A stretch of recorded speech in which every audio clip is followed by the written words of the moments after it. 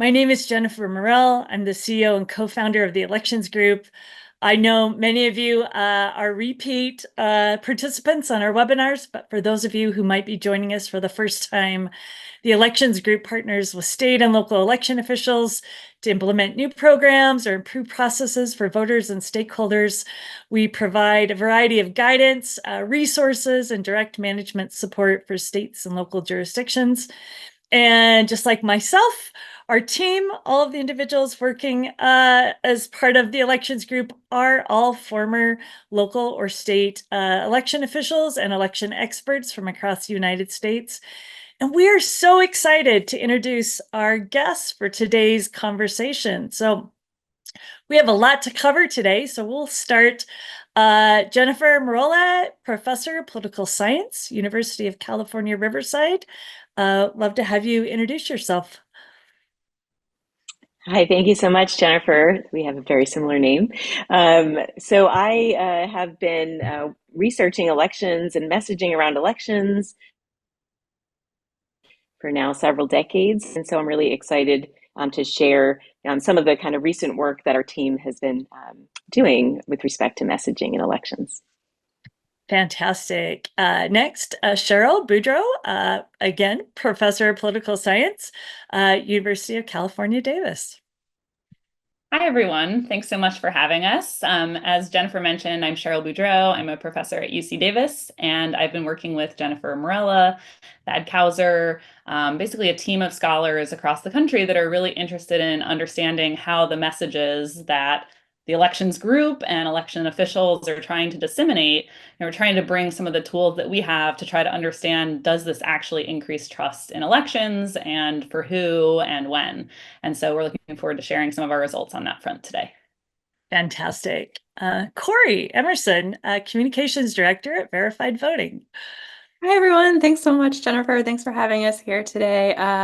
I'm the communications director at Verified Voting. I've been here for about 5 years working alongside our outstanding team of, folks who work with election officials, work with data and information gathering, and just really helping to tell Verified Voting's story. I work in the Philadelphia suburbs, and before that, before this job, I worked for my county as a public affairs manager and really doing whatever the county elections office asked of me. So when it comes to talking to the public about elections and other fun constituent stuff, I've really heard about all of it. So I'm really happy to be here today.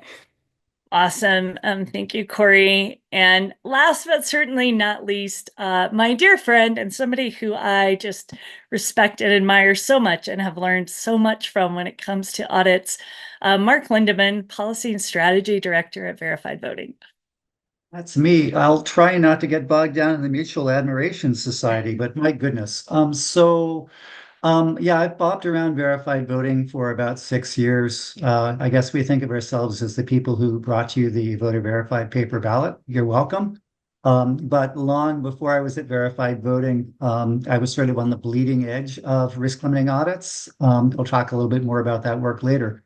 And yeah, so I really appreciate being held accountable to help election officials talk clearly about these things. And it's been great to work with Corey and Jennifer Merrill, and I'm really looking forward to the first presentation today also. Great. Thank you, Mark. So for our audience, we're going to talk about communication and communicating your audits. So our conversation is largely going to be centered on that, but I would encourage anybody that's interested in learning more about principles or standards or best practices surrounding audits to review our Exploring Election Audit series and the webinars that we've done with that. And I believe we're going to put a link in the chat. But we want to talk today about talking to voters, about audits and some of the messaging that works. So I'm going to jump right in with a couple of new resources the elections group has put together. Last week, we highlighted our new audit report templates. I'm not going to spend a lot of time on these, but I would encourage you, if you didn't join us last week, to either go take a look at that webinar or follow the link in the chat to our audit report templates. These can be modified and customized to your individual colors and logos and processes and procedures. But it's really thinking about an interesting and visual way to share the amazing work that we know you're doing after the election to validate your results. Next slide. So new this week are some fact sheets. I mentioned our Exploring Audits series, and we have some nice guidance documents that sort of outline other types of election audits. We might think about these as process audits. And we are taking our own advice. Those initial reports are many pages long and a lot of words. And so we decided to boil down what those process audits might look like into some fact sheets. So those are now available. And again, like all of the templates we provide, you can customize these. I'm really excited, actually. I know that there are a handful of jurisdictions this election who are doing some ballot management audits. We know that there are some states and jurisdictions doing some voter list maintenance, quality control checks and audits, and also mail ballot validation audits.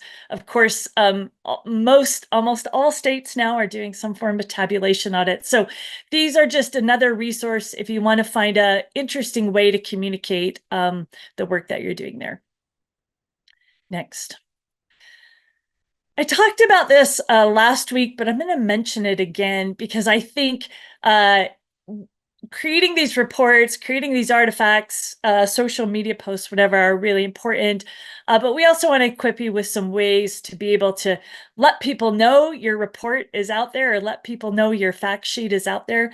And so this is just a toolkit that our fantastic communications team has put together to help you think about press release or sample talking points that you might use on social media. It includes a PowerPoint presentation if you're doing some community engagement events. So it's just another resource for all of you. Next slide. And then finally, we have 3 sort of one-page documents to communicate the results of your tabulation audit. And we are working with some of the researchers that you're going to hear from today to try to understand if these different treatments elicit more or less confidence about the election. While we're still trying to learn from that, we would encourage you to look to these as a resource as well. They are also templates that you can download and use and modify.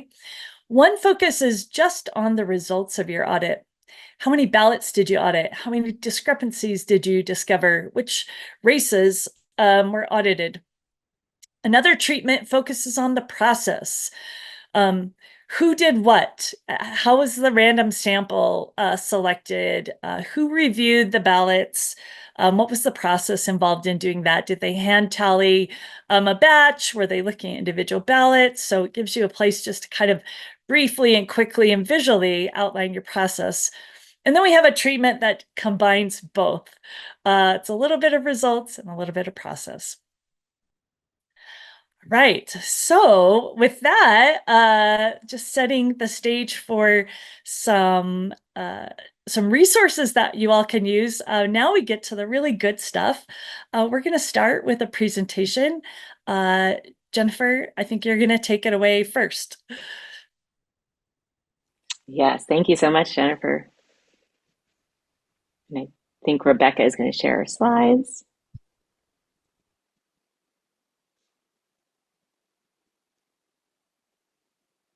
Perfect. Thank you so much for joining us today. So these are all the folks that are part of the research team. So Cheryl and I are here today to speak with you about some of our research, some of our past research, as well as current research that we're doing in collaboration with the elections group. And then the other collaborators on the project are Thad Kauser at UC San Diego and Mackenzie Lockhart at Yale.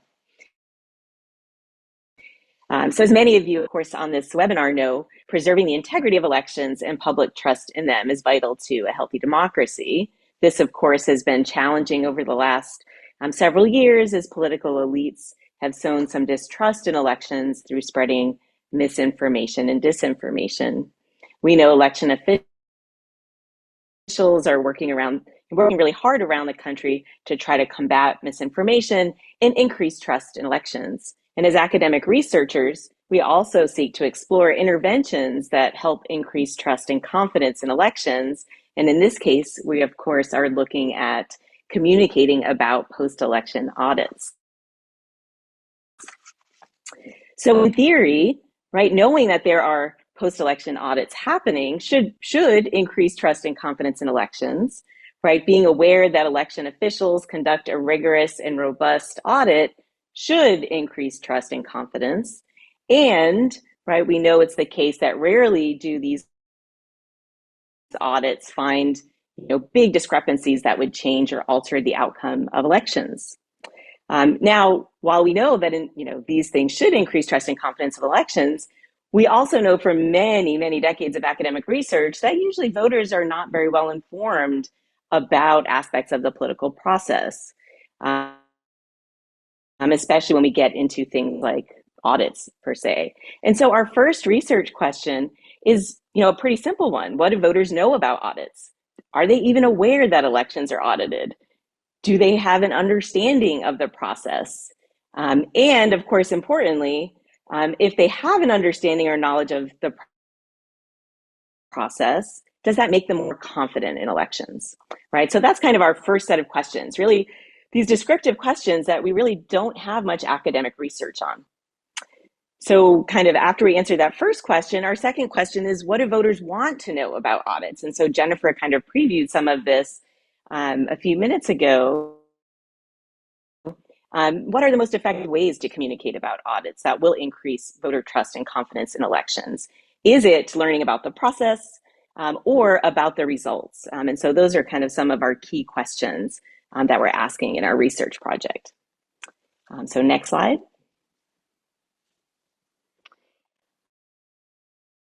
Okay, so I wanted to say a few words about the approach that we typically take. And so what we try to do is to use research practice partnerships. And so as academic scholars, we have spent a long time developing surveys. And so we're really have expertise in that area. But we don't always know what is kind of most important to election officials. And so we try to design our surveys in partnership with election officials to also learn more about the eligible voters that they serve. And so these are just some of the folks that one of our collaborators on the project, Thad Kauser, has worked with in the past. So he's partnered with election officials in Texas, Georgia, Colorado, and LA County to look at messages that are aimed at increasing trust in elections in prior research. And I'll talk a little bit about that in a second.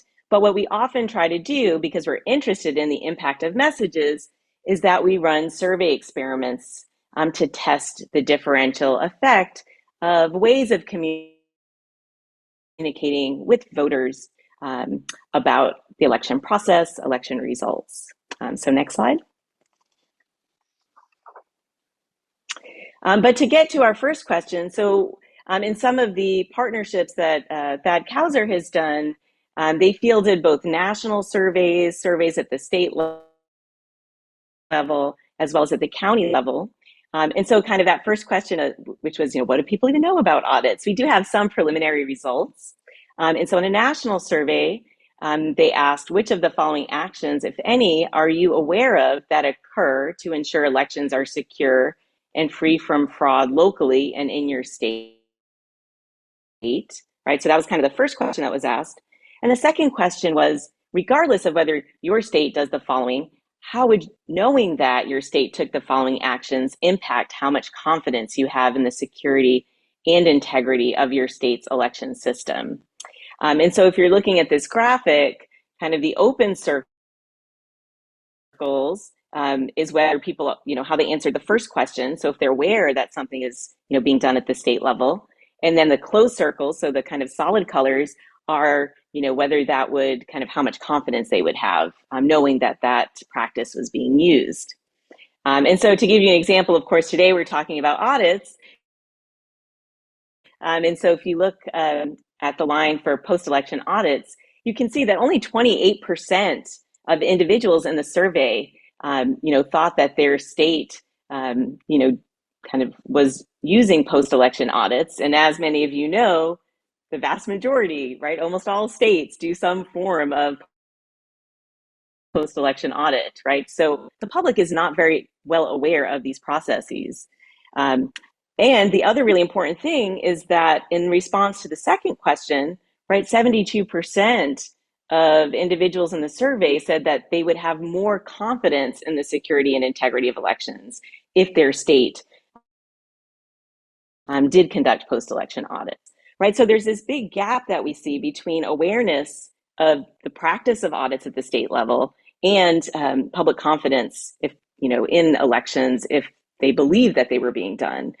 So this suggests that there's quite a bit of room to move in educating the public about post-election audits. And so that's where we really hope to kind of intervene for our second research question, which is about what are some of the best ways to communicate about audits in order to increase trust in elections. Next slide. So I think we need to maybe advance all three. That may just be easier. Thank you so much. Okay, so I want to say a little bit about the approach that we typically take to messaging, and this is based on some prior research that has been done. So one thing that we could do, right, is say, put messages out there in the world, we survey voters in a state after the election and see what their confidence and trust in elections is. We could maybe make some claims that whatever message we sent out there was actually effective. The problem, of course, is that there's a whole bunch of different messages happening during elections, and it will be really hard to pinpoint if the one message that we sent really led to higher trust in elections. And so what you want to do is really isolate the impact of a message that we're sending and to know, does that message work among a group that's exposed to the message compared to a group that's not exposed to a message. And so the methodology that we used are randomized experiments. And so if you're not familiar with this, I'm pretty sure that you're familiar with this practice, for example, testing the effectiveness of maybe a new medicine that's been produced, right? We've all kind of heard about these types of studies in medicine. Let's say it's a medicine to reduce blood pressure, right? Typically, in that type of study, individuals will be randomly assigned to a placebo medicine that's not the real medicine or the actual medicine. They're not sure which group they're in. And then we kind of measure their blood pressure. And if blood pressure decreases in the group that got the actual medicine, we know that that treatment is effective.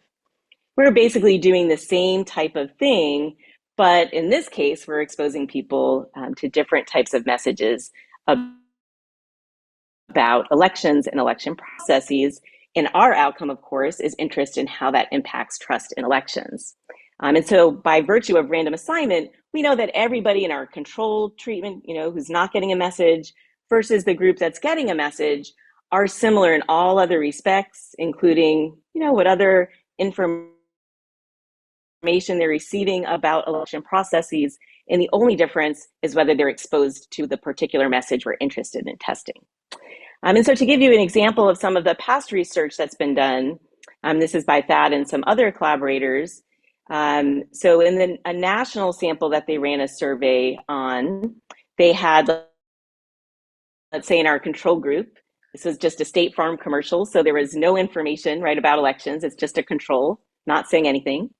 The first treatment group was an actual message that was created from election officials in Virginia. It was called the Democracy Defended ad. And it introduces election clerks from all across the state to put a human face on those protecting the vote. So that was really the goal of that treatment. The second treatment was a video from Maricopa County that provided an in-depth description of the procedures and practices that safeguard election integrity there. Right, so individuals in the survey were randomly assigned to either the control video, the first treatment video, or the second treatment video. And then after they watched the video, they answered a whole bunch of questions. And the key one being, to what extent it impacted their trust in elections. So are they confident in elections? Do they think they're free from fraud? And so you can go to the next slide and I'll share some of the results from their early research. And so I want to bring your attention to the last few lines because those were the advertisements I just talked about.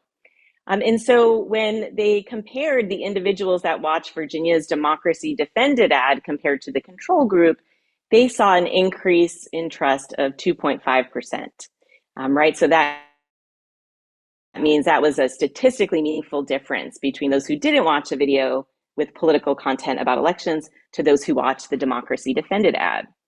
They found a very similar, identical effect, right, from the ad from Maricopa County. Now, for some of the other research they did, you see there are a bunch of other states listed. So they did a statewide survey in Texas with some videos that were produced by the Secretary of State there, as well as an appearance he had on Fox News. They also did a statewide survey in Georgia with interventions that they worked on in collaboration with the Georgia Secretary of State.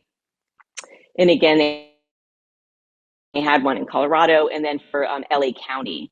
So the one that I want to bring your attention to, because I think it's most relevant, to what we're talking about today, was the video in Colorado. So one of the videos that voters in that survey were exposed to was a fact-based video by the Denver Elections Division with information on how risk limiting audits work. And as you can see in the table, the individuals that were presented with that video compared to the control group did experience an increase in trust and confidence in elections. And so, this study is very promising because it does suggest when voters learn about audits, it can increase trust and confidence in elections. But that's really just, kind of one study that's been done. And so we're hoping to build on that and to learn what aspects, right, about an audit are particularly effective. And so with that, I'll turn it over to Cheryl. Sounds good. Thanks, Jen. Can I have the next slide, please? Okay, so I'm going to sort of pick up where Jen left off and talk about sort of what we would like to do and some studies that we have planned in partnership with the elections group to try to dig into this question that we've been talking about in terms of, what do people know about audits, and then what kinds of information about audits might make people more trusting in elections. And so what we would like to do and what we're planning to do is a statewide survey of what people know about audits and what kinds of information about audits are most effective. And so the first thing that we have planned for our survey is to, first of all, just get a sense of what people know about audits. So Jen on a previous slide suggested that, less than, 25% of people kind of know that audits are conducted in most states. Well, we want to kind of dig into this a little bit more and kind of really try to tap what they might know or not know about audits. And so the first thing we're going to do on the survey is just get some baseline measures of what people know about audits. So we're going to ask them questions like, how often have you heard about post-election audits in the United States? And so the response options are going to range from not often at all down to very often. So just, right, how much have they heard about this? We then want to know things like, well, in a given election, how many states perform post-election audits? And this gets at kind of that question that we were talking about where people seem to not know that states do audits. And so some of the response options will be all states, or more than 50% of the states, or less than 10% of the states. So trying to gauge, again, voters' awareness. We then kind of want to know, okay, well, what do they understand about what audits do? And so we're going to ask them questions. For example, within a state, do post-election audits typically count? Do they count all ballots cast? Do they count most ballots? Or do they count a small percentage of ballots? And so again, trying to tap understanding and awareness among voters. Right, we're going to ask them things like who normally decides whether to have an audit, and how often audits change the winner of elections nationwide, right? To try to get a sense of, do they think that a lot of discrepancies are discovered in audits, or are these discrepancies usually pretty low? And then finally, we're going to ask questions like, do you agree or disagree with the following statement?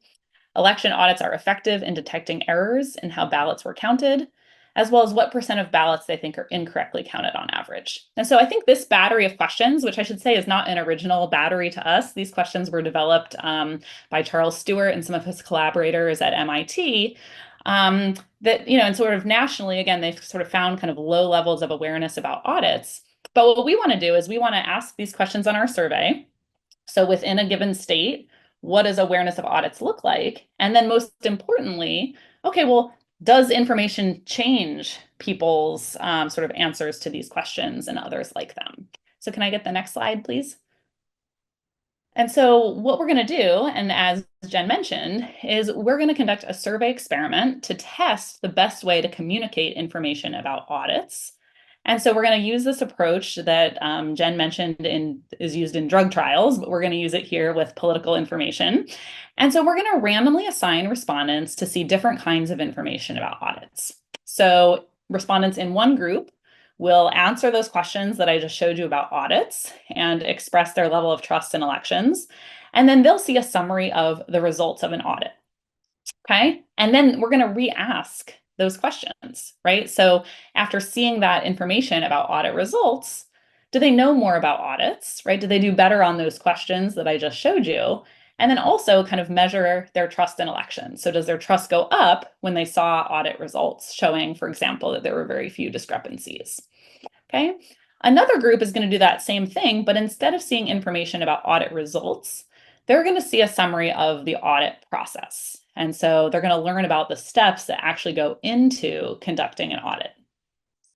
And then finally, we're going to have some people get a combined summary. And I'm going to show you some examples here in just a minute. They're going to look very similar to those bite-size audit results that Jennifer Morrell showed at the beginning of today's presentation.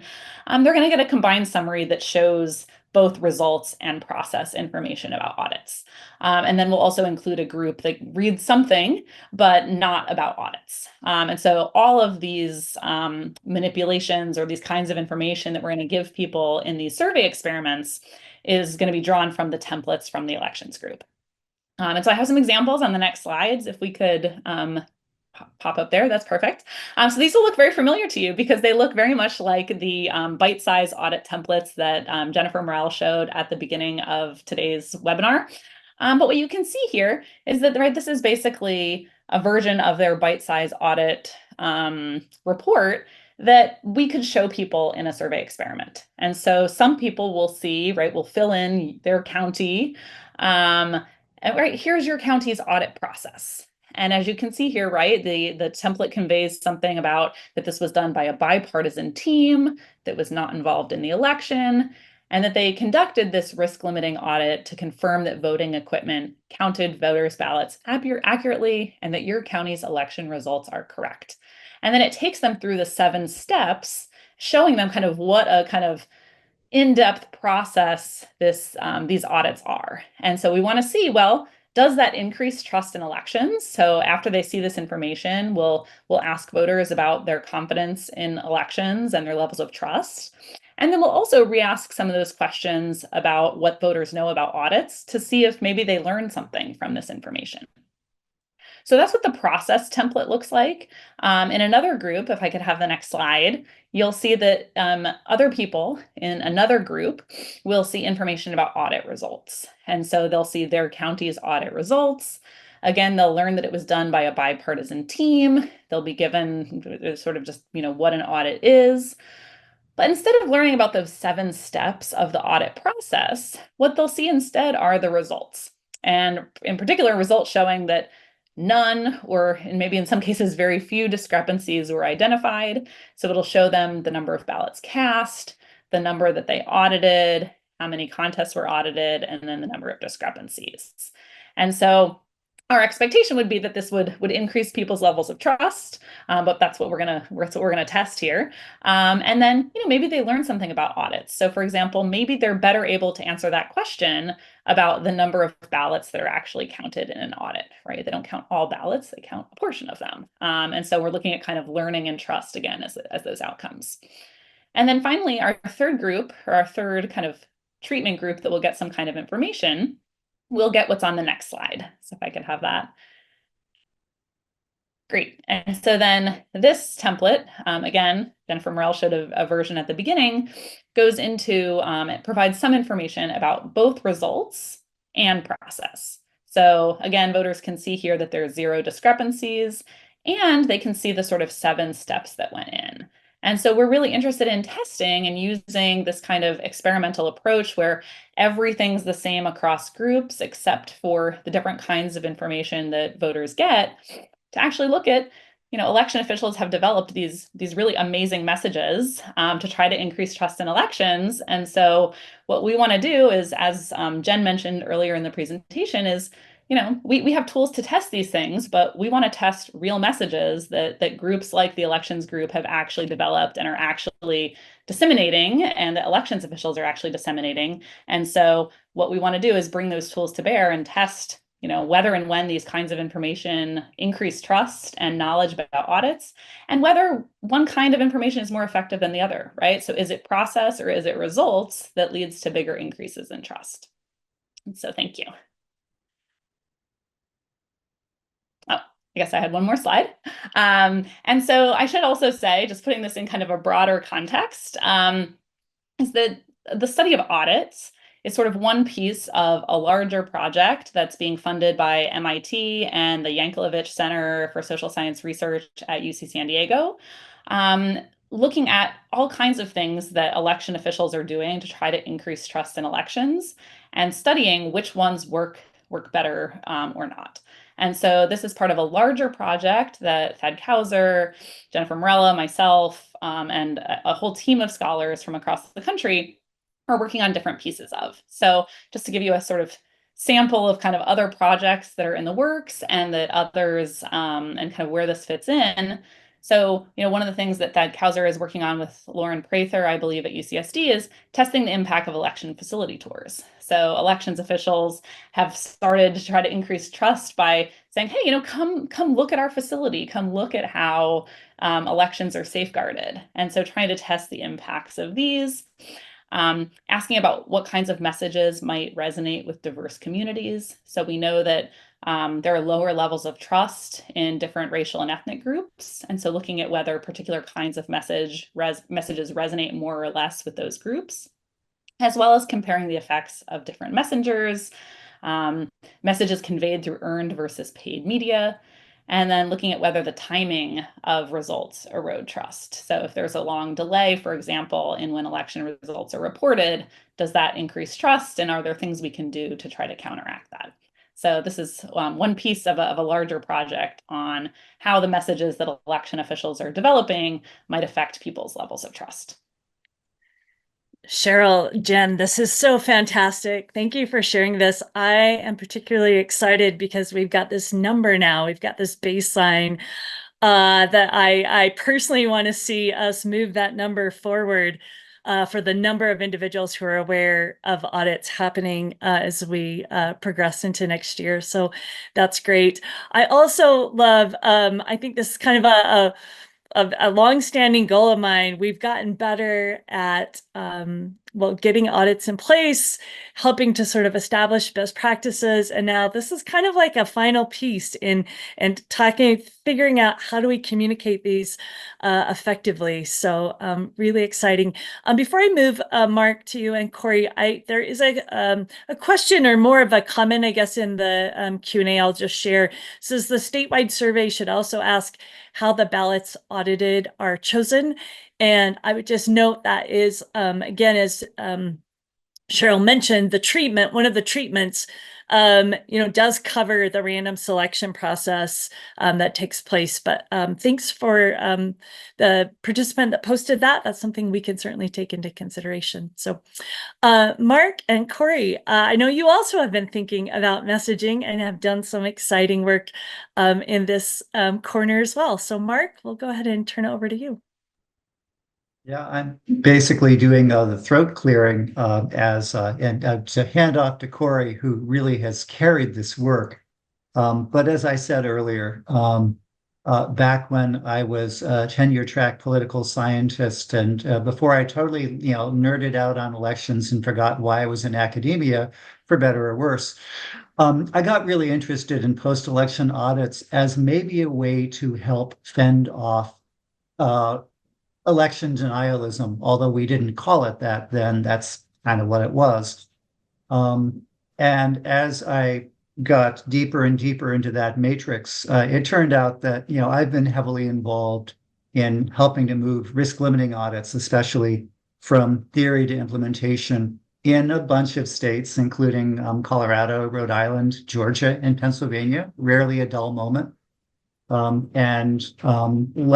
Jen Morell, working closely with both state and local election officials in conference rooms or warehouses or wherever the work goes.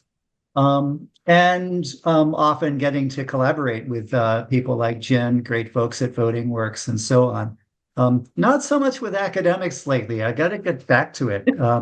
Daniel Yankelovich changed my life, but that would be a whole different webinar.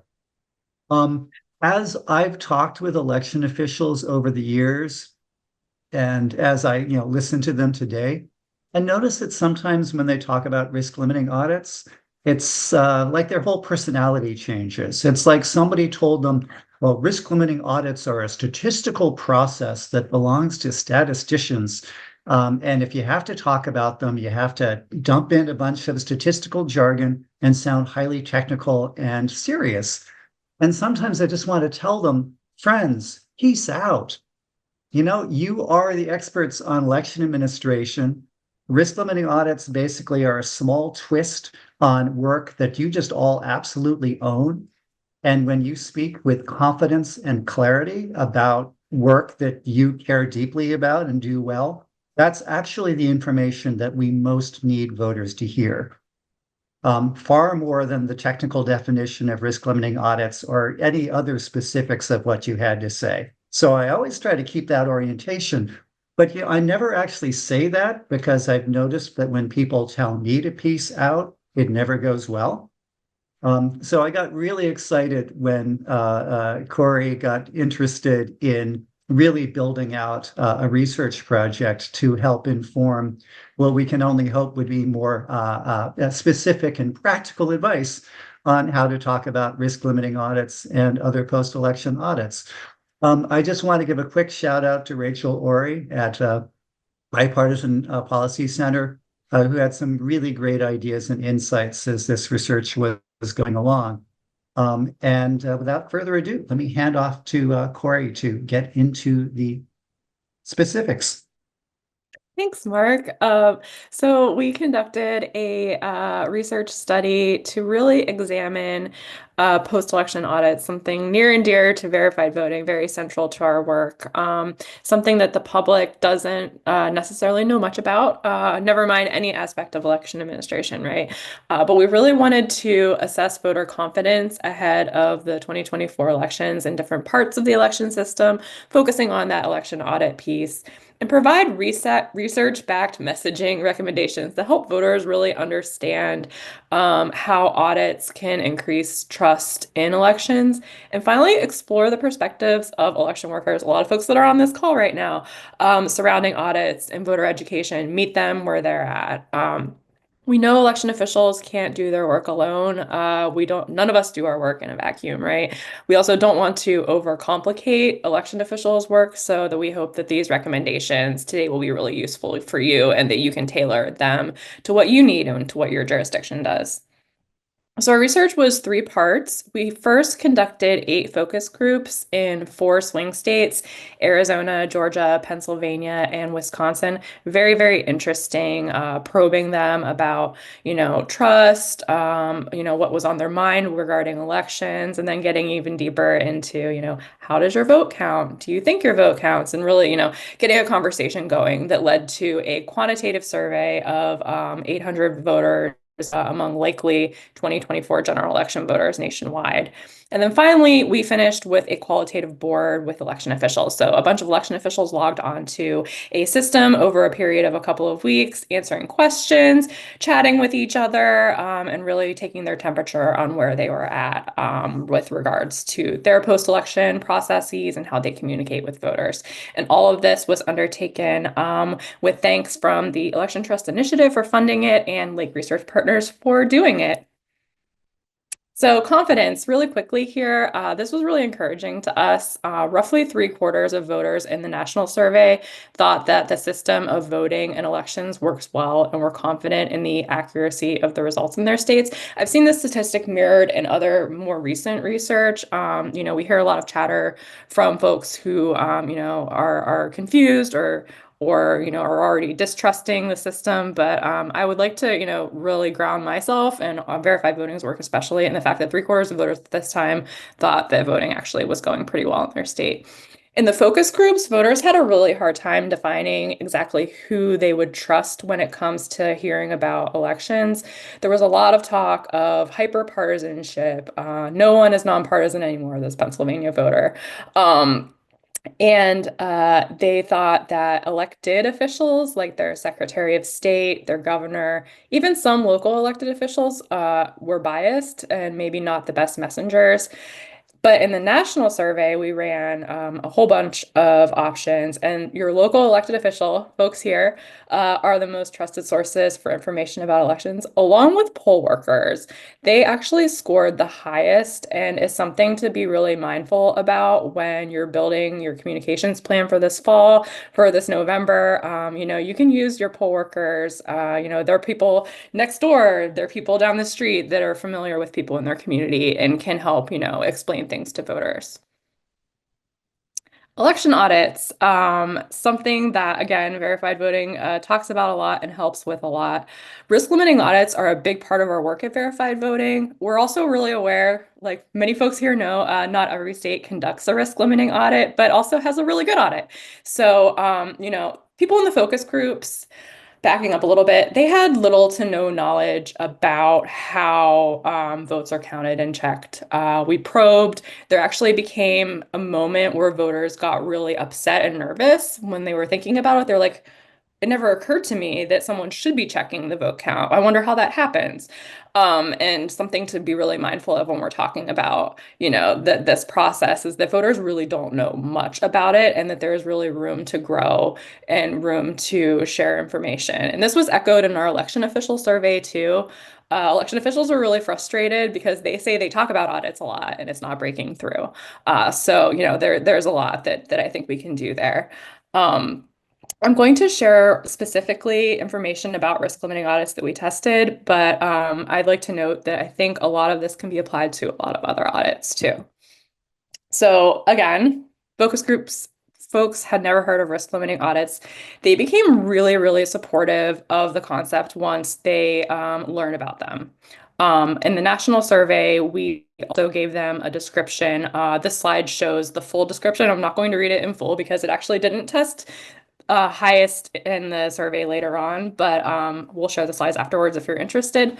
I'd like to just really highlight that in the survey, once voters learned about risk limiting audits, over 6 in 10 voters wanted risk limiting audits in their state. This was particularly strong amongst independent and Republican voters, probably because they're more likely to have some doubts about elections. So the concept, once voters had learned about what they were really sold on it. They had a lot of questions, of course. We tested a lot more messages, and the highest scoring message is something that we chose because in the focus groups and amongst our work in the field, transparency, bipartisanship, needing to know who's conducting the audit were really important to folks in the focus group. So I am going to read this description because it did test so well. Risk limiting audits are conducted by trained election officials who are sworn to impartiality, often working in nonpartisan or bipartisan teams to ensure that neither party has influence over the process. The audit process is completely transparent and open to the public and is observed by people in your community at every step. At the end, the final audit results are reported and made available to the public so we know that it was done fairly. This was the highest scoring message. I am also showing the second highest scoring message, but I'm not going to read it in full. This just, it really highlights that the risk limiting audits are already in use in other places. That was something that came up in the focus groups a lot. People were really reassured when they learned that, hey, this is going on in other places. And, a little bit of confusion why it wasn't happening in every single state, but also some understanding that every state is different. As far as overseeing the audit, in the national survey, we provided a list of folks and of people and groups involved with risk limiting audits. Voters have the most confidence in election workers and trained election officials, which is great because you're the people that have the expertise and the firsthand knowledge here, right? It's also really important to voters that these people be unbiased and independent entities as much as possible, show that bipartisanship, that nonpartisan nature. In the survey, community observers were listed and they fell lower because they popped less overall for Democrats, but they were by far the most trusted groups among independents and Republicans. So something to keep in mind is, for those voters, community observers, observation, transparency is very, very important. So some quick hits for messaging guidance here, some tips that you can take away. And we also have a risk limiting audit messaging guide that was dropped in the chat, fresh out of the hopper this morning. It's been a busy week here, that has all of this information in there for y'all. But off the top, I think it's really important to remember that audits aren't a one-size-fits-all model. So none of this is intended to be a script or something, thou must follow. No, absolutely not. Communications and methods can be applied to many complicated election processes and many different types of audits. And first and foremost, keeping it simple, keeping it clear. Please, please, please, like Mark alluded to earlier, no need to talk about statistics, acronyms, technical terms.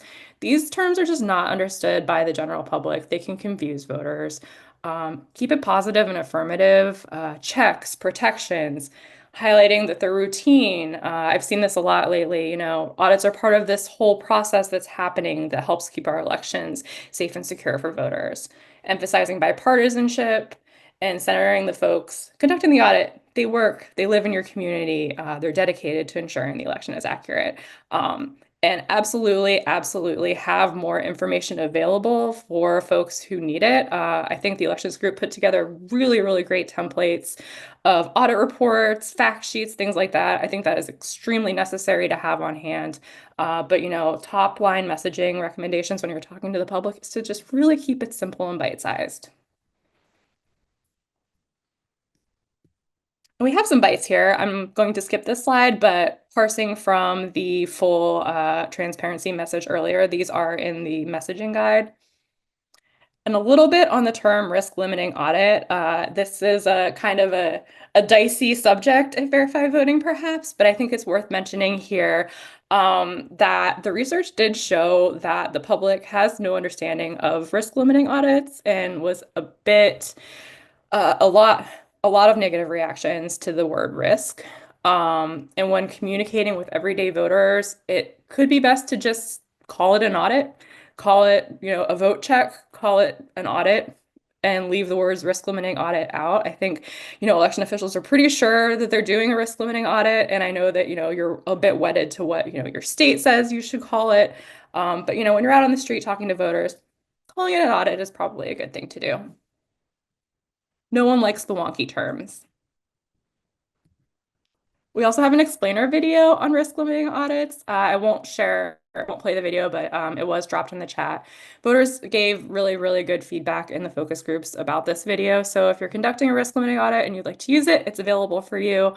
If you're, considering making your own video or, explaining any type of election process, keeping it easy to follow, simple, and as short as humanly possible, I think is really good advice. It's hard to distill what you do down into 75 seconds or less, but an everyday voter doesn't have a very big attention span. And just finally, I wanted to close with the fact that in the election official survey, it was just really clear that talking with each other throughout the survey was really beneficial for election officials. They had a sense of solidarity that, what was happening in their state was echoed in other places, and that they're all experiencing the same issues. You're all on this call are experiencing the same issues. So I think having spaces like this with the elections group and other places to be able to share best practices and learn from each other is just really validating and more important than ever. So reach out to us. We have this new risk limiting audit messaging guide for election officials linked in the chat. visit our website to learn more about us. And please, please reach out to me, reach out to Mark anytime. Our email addresses are here and I'll put them in the chat because we are most available to you. And that is it. Corey, Mark, that's fantastic. It's interesting. I don't know if it's because of your work, but I have talked to a few states just in the last couple of months who have said, we're just going to call what we do a ballot audit. And I think that makes sense.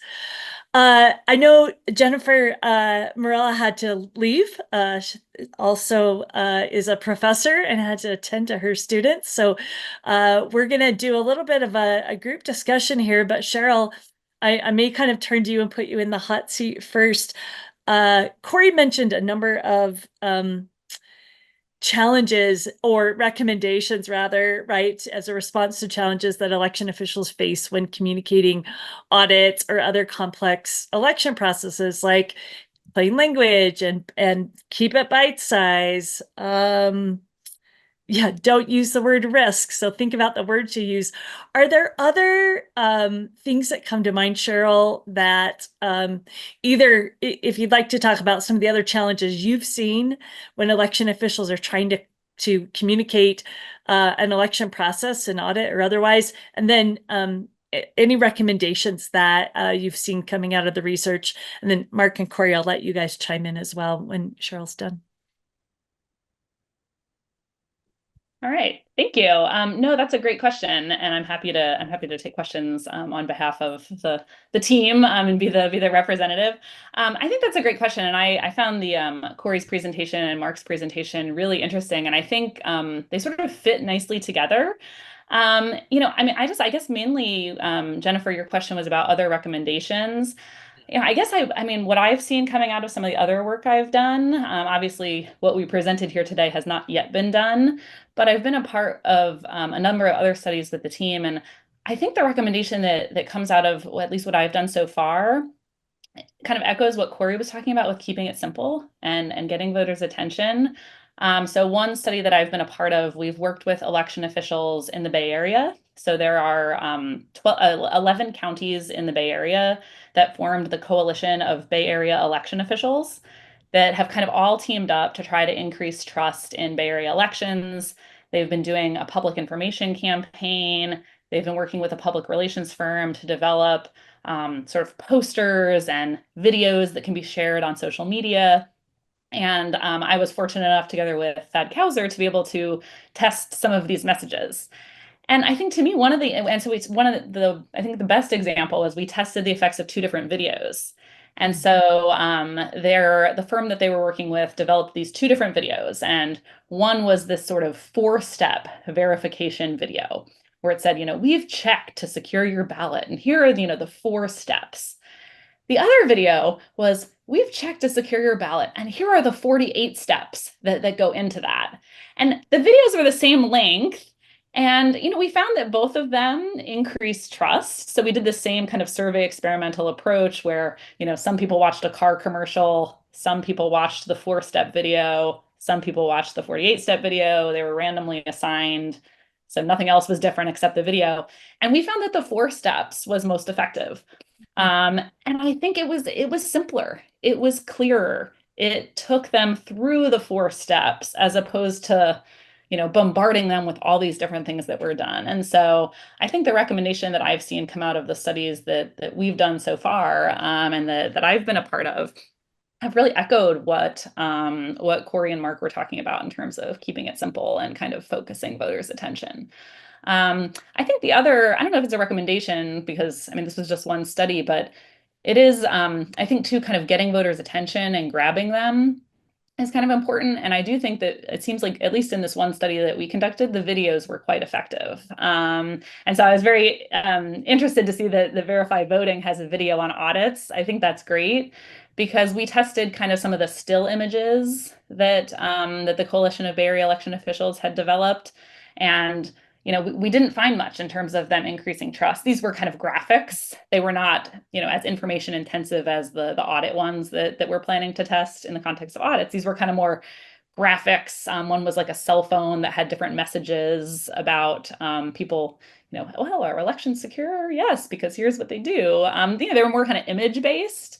One was an iceberg, but we really found that those videos kind of grabbed people. And so I think getting people engaged and kind of boiling it down for them is one of the recommendations that I think comes out of that work. Yeah, that's so helpful and that's so interesting to hear. And Corey and Mark, I'd love to hear maybe your thoughts on, or if you could share a little bit more about the responses to when you were showing different design treatments of the messaging. I think for us, we've seen the same thing, right? We've tried over the last couple of years to really zone in on plain language, but it's really been just in the last year, we've really tried to embrace concepts of design, thinking about the thing that we're communicating, not just is it factual and is it plain language, but visually, how does it look? How's it organized? What the amount of white space and color?